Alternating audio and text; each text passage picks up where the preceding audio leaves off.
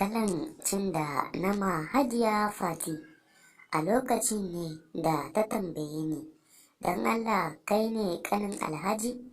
Na amsa na ce mata a'a ni yaron gidan shi ne. Ta ce to ina ya same ka kyakkyawa haka? Na yi murmushi ban ce komai ba. Ta fahimce ina jin kunya. Ta ce in ba ta lamba ta mu dinga gaisawa ko kuma za ta dinga aika ni kasuwa ko kuma kai ta unguwa. Don haka kafin mu shiga daga ciki, ga duk wanda bai yi subscribe ba ya danna subscribe. Tun daga ranar Hajiya Fatima ta shiga raina, duk da ni bana kiranta kusan kullum sai ta kira ni mun yi hira. Rannan Alhaji ya ce min na kai ta asibiti. Wayyo, rannan na ga kayan daɗi. Muna mota na ga hankalin Hajiya ya tashi. Kallona take ta miro. Tana shafa nonuwanta. Tana kashe min ido. Ni kuwa burata za ta fasa min wandona ta fito. Ni kam na zauna kamar gara.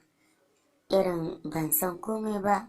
A ranar ne na samu tabbacin zan ci Hajiya Fati. Ina driving ɗina cikin tunanin gwatsin da na yi wa Hajiya Fatima a mafarki. Wayata ta dakatar da ni da ringin da take. Ina dubawa na ga ashe ɗina ne. Kayan marmari na ce take kira na. Ina ɗauka na ce, "Salamu alaikum, ya Nafisa?" Kamar wani mutumin kirki. Buɗar bakin Nafisa sai ta ce, "Wai yaushe za ka zo ka ci ni ne?" Ashe wayata na loudspeaker ban sani ba.